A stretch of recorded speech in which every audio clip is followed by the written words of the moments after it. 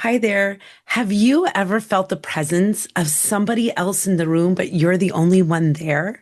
Have you also kind of known when you feel like your own loved ones in spirit are sometimes around you, but you can't explain why? Or maybe when you're walking around, you can begin to see the energy around people, like their aura, or get a sense of their vibrations or people that may be around them.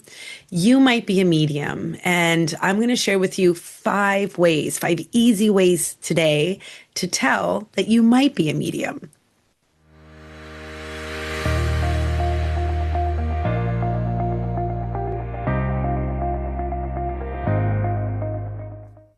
Hi there, I'm psychic medium Lauren Rainbow, and I'm here to talk to you about 5 easy ways that you can tell that you have mediumship abilities.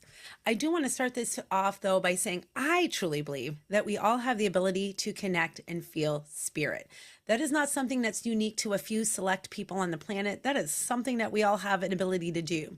Some of us have mediumship moments, while others of us have a deeper, stronger connection. And I look at it this way. Take a singer. There are some people who are born with a beautiful, natural, gifted voice, but they still have to practice and develop and train that voice. Same as other mediums who are also born with a very strong, active ability to connect with spirit. We develop it, we train it to make it more concise and have better control over the way it works through us. But anybody can develop and open their abilities. Not everybody may step on a stage and share the ability to bring messages from spirit, and that's not designed for everybody. But it is a power that does exist within all of us. And I know as we go through some of these five, ways that you might be a medium, you're probably going to feel some of them actually are things that you've experienced. So let's break it down for you.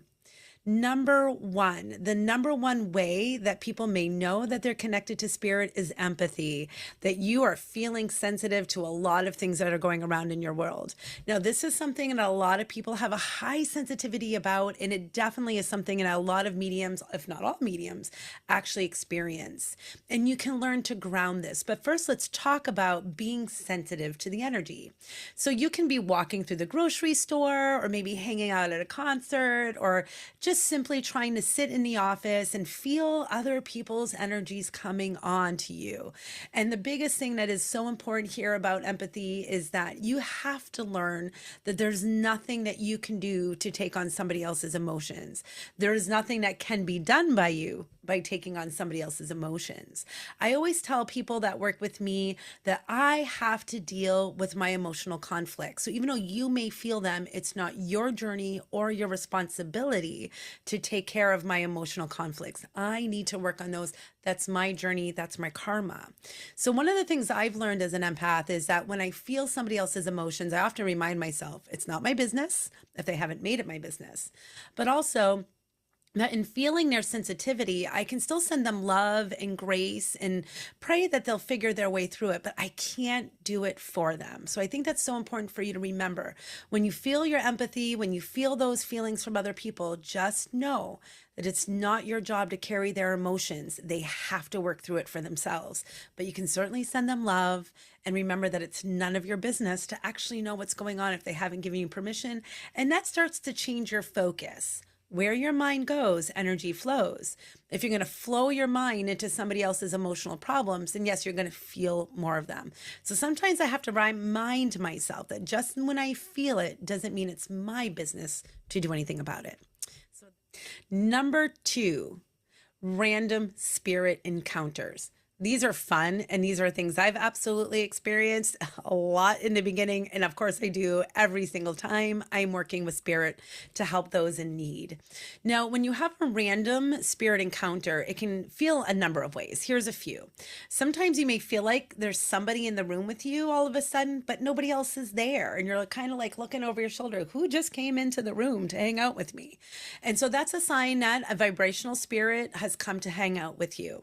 Sometimes as well, when we're walking around, you might feel drawn to somebody, say in that store, and you feel like there's somebody going on around them. Sometimes I feel like when I'm working as a mediumship, I'm not just looking at you, but I'm looking to the side of you.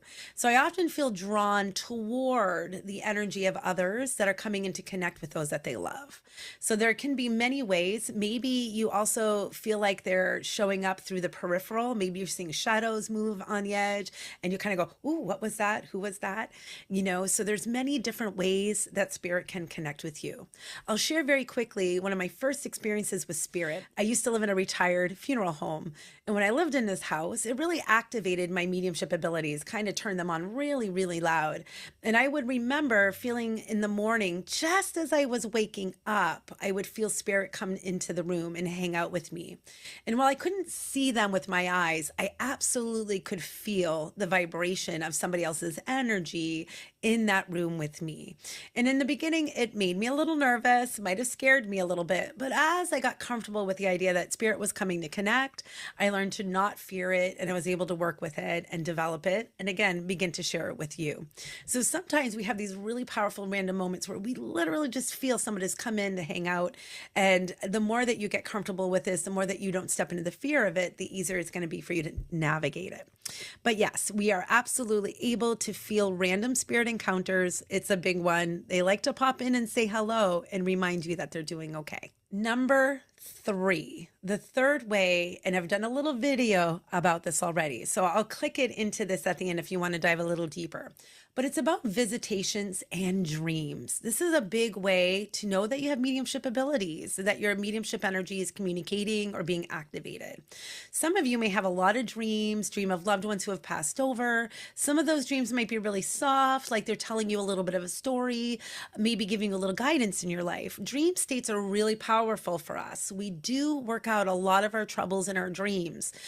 So sometimes when you want to learn to study, dream interpretation, you might understand some of the things that you're working through. But it is common for us to see loved ones showing up in our dreams. But what is so common is the visitation dreams, the special dreams where you really feel like that person in spirit has come to sit with you, they're here with you, and you might wake up feeling like they're still very much alive. Those visitations are really powerful.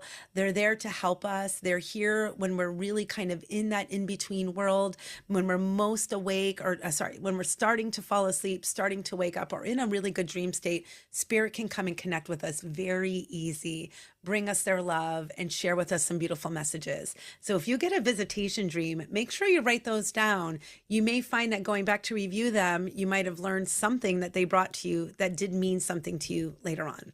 I love a good visitation, and I think those are really powerful ways that we know our loved ones are truly with us and love us, and a great way to know that your mediumship abilities are working for you. So let's talk about number 4. Knowing. How is it that you know things sometimes and you don't know why? And then it ends up being something that's really happening or coming true. I feel like the knowing is such a big thing. And this is where things cross between our psychic intuitive abilities toward a mediumship world. A lot of times you might know something from within you. I know that maybe I need to avoid going to see this person today, or I know that I need to call my mom. There's an inner knowing, an inner feeling. And that is your intuitive knowing, right? That knowing that is guiding you around your life. Then there's the knowing of sometimes people in the living. You might know that your friend needs a little pickup hug, or you might know that today's the day I'm going to be a little lenient here with this person. That knowing when we see and it connects to the people that deal with us in the living, that is our psychic knowing. And then there's the knowing that comes when information is being brought to you from somewhere else. And I love these moments. These are inspired by spirit moments when you just know that someone, an angel, a guide, your loved one in spirit is really trying to connect with you, trying to bring guidance to you, that beautiful inner knowing that's coming from another source that's beyond your body and beyond the physical world. Those knowings are really important to pay attention to as well. They're spirit guided.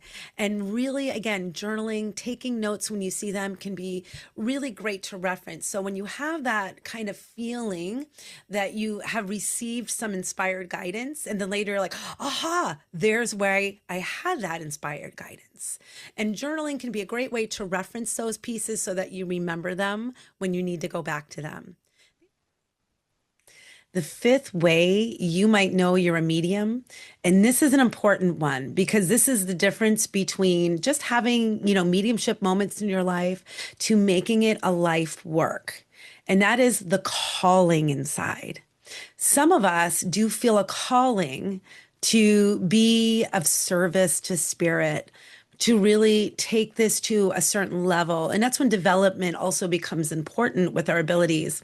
You want to develop them so that you can be a little more concise and clear with what's going on, and that you're working to answer the calling in your heart to be of service, to help others, to create moments of healing or moments of love, and really kind of bring this to a whole other level. And that calling doesn't happen to everybody. And if it doesn't happen to you, it's important to know that you're not broken. It is happening for some of us for a reason. And if you answer the call, how wonderful. The universe will certainly guide you in the directions that you need to further explore your abilities and your gifts to be able to share them in the way that is unique to you. And the last piece I just want to add to that is everybody's abilities are as beautifully unique to you as your fingerprint. Nobody functions the same when it comes to being a psychic, intuitive, or medium. We may all have similar terminologies and aspects in which our abilities do maybe come together, but the way they work through you is unique to you. So when you're developing your abilities, it's really important to know that you can't emulate somebody else. You are your own unique medium. So while we learn from others, don't become them. Become who you need to be.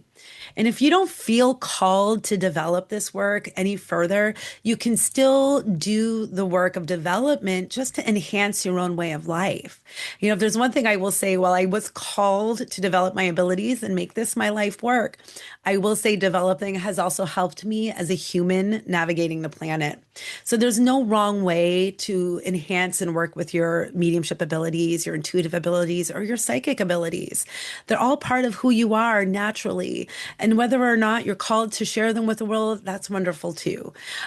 Just follow the energy. And whether you're developing them for yourself or to bring them into your own world of work, maybe you're a psychologist and you want to enhance your intuition more. There's no wrong way to really work and develop your abilities. But if you don't feel called, that's okay. You're not broken. Developing your abilities can certainly enhance your life and guide you in so many ways. And who knows, maybe that calling will hit you some other day. So I hope that you enjoyed understanding 5 unique abilities that can really help you understand your mediumship in you. And if you have any other shares, other things that you experience, you're welcome to share them in the comments. I hope you click and subscribe to my channel and check out more about me at laurenrainbow.com. We're always doing classes, sessions, and spiritual travels to other places in the world like Egypt and India. And I would love for you to join me anywhere you feel guided. I hope you have a gorgeous day.